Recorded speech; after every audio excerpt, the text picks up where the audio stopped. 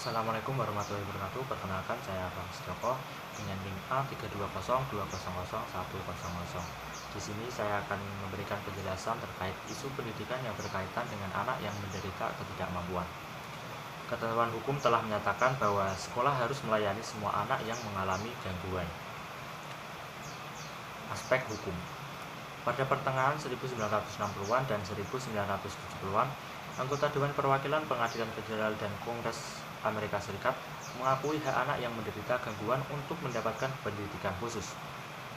Sebelumnya, kebanyakan anak penderita ketidakmampuan tidak diperbolehkan masuk sekolah atau tidak dilayani dengan semestinya.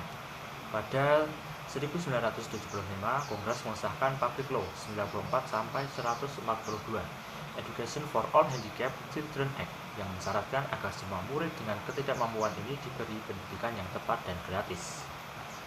Selanjutnya, Individual with Disabilities Education Act atau IDEA.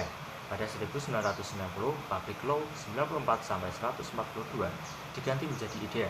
IDEA menetapkan mandat luas untuk pelayanan bagi semua anak penderita ketidakmampuan.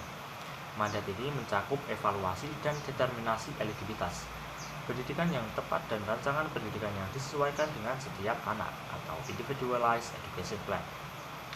Anak yang dianggap memiliki ketidakmampuan dievaluasi guna menentukan eligibilitas mereka untuk memperoleh layanan sesuai ketentuan IDEA. Orang tua harus diundang berpartisipasi dalam proses evaluasi tersebut. Penilaian ulang atau revaluation harus dilakukan setidaknya setiap 3 tahun sekali atau terkadang setahun sekali. Jika hal itu diminta oleh orang tua atau jika kondisi menunjukkan bahwa evaluasi ulang itu memang dibutuhkan. Orang tua yang tidak setuju dengan evaluasi sekolah dapat mencari evaluasi independen, dan evaluasi independen ini harus dipertimbangkan oleh sekolah dalam memberikan layanan pendidikan khusus. Dia mensyaratkan agar murid yang menderita ketidakmampuan atau gangguan diberi rancangan pendidikan yang disesuaikan dengan kondisi anak atau Individualized Education Plan atau IEP. IEP ini adalah pernyataan tertulis yang menyatakan sebuah program yang disusun untuk anak yang menderita ketidakmampuan. Secara umum, IEP harus 1. Sesuai dengan kemampuan belajar anak.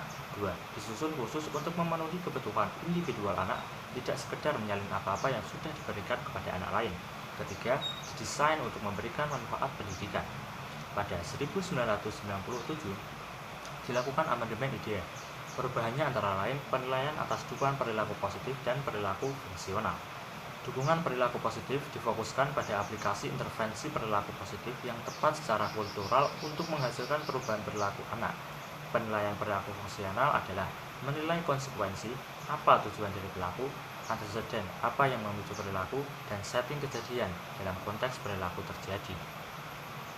Selanjutnya, Least Restrictive Environment atau LRE. Dalam IDEA, anak yang mempunyai ketidakmampuan harus dididik dalam lingkungan dengan restriksi minimal atau LRT ini. Ini berarti sebuah setting yang semirip mungkin dengan setting tempat mendidik anak yang tidak menderita ketidakmampuan. Ketentuan IDEA ini memberi dasar hukum untuk mendidik anak dengan ketidakmampuan di kelas reguler yang dinamakan mainstreaming.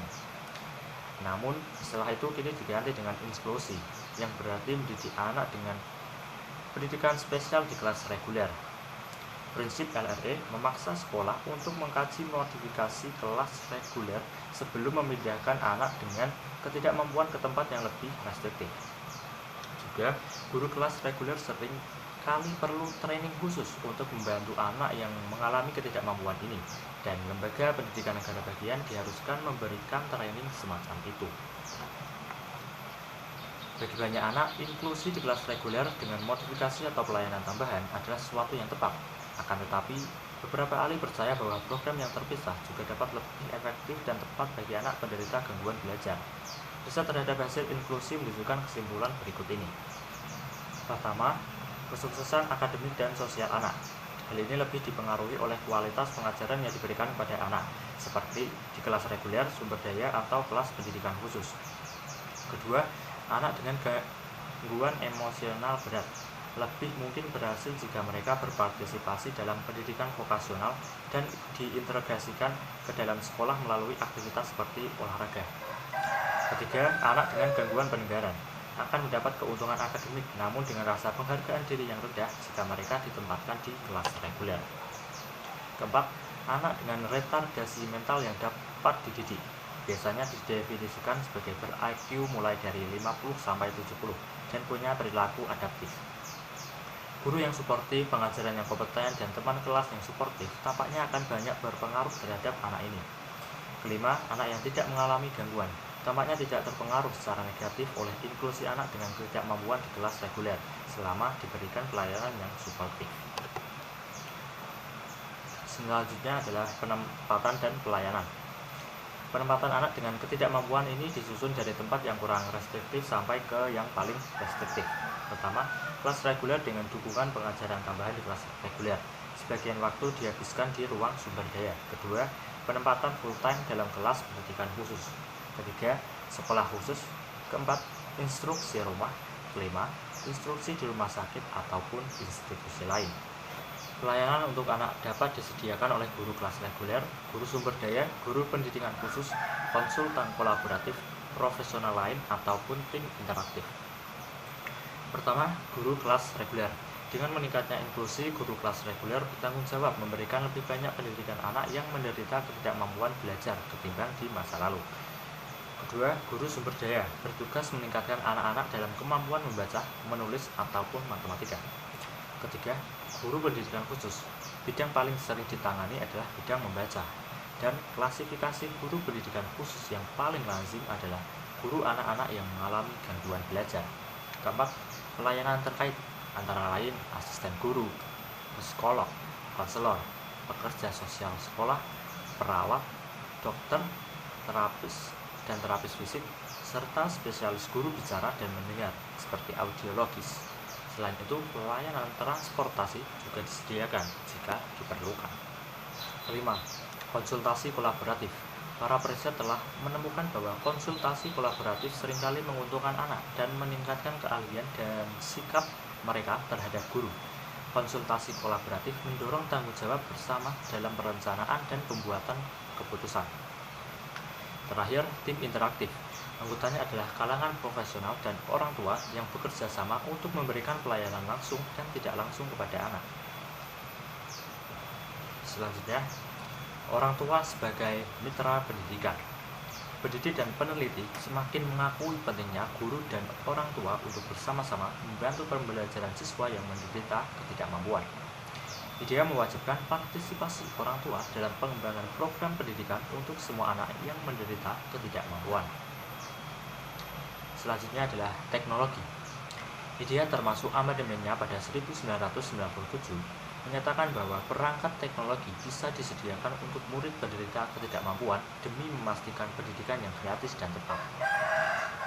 Dua tipe teknologi yang dapat digunakan untuk meningkatkan pendidikan anak penderita ketidakmampuan adalah teknologi pengajaran atau instruksional dan teknologi asistensi atau bantuan. Yang pertama adalah teknologi instruksional, berupa berbagai hardware dan software dikombinasikan dengan metode pengajaran yang inovatif untuk mengakomodasi kebutuhan belajar di kelas. Teknologi ini bisa berupa video, instruksi dengan bantuan komputer, ataupun program hypermedia yang kompleks, di mana komputer digunakan untuk mengontrol display dari gambar dan suara yang disimpan di video disk. Penggunaan sistem telekomunikasi, terutama internet dan World Wide Web, sangat menjanjikan bagi peningkatan pendidikan murid baik itu yang menderita ketidakmampuan maupun yang tidak. Yang kedua adalah teknologi bantuan atau asistif teknologi, berupa beragam perangkat dan pelayanan untuk membantu murid penderita ketidakmampuan agar bisa berkomunikasi di lingkungan mereka. Contohnya adalah alat bantu komunikasi, keyboard komputer alternatif, dan alat adaptasi lainnya. Tim pendidik dan profesional lainnya sering mengombinasikan teknologi-teknologi ini untuk meningkatkan pembelajaran anak penderita ketidakmampuan. Misalnya, murid yang tidak mampu menggunakan tangannya untuk mengoperasikan keyboard dapat menggunakan komputer yang dioperasikan dengan suara, yang memberi instruksi dari sebuah software yang didesain untuk mengeja instruksi. Terima kasih, itulah penjelasan dari saya. Terima kasih atas perhatiannya. Wassalamualaikum warahmatullahi wabarakatuh.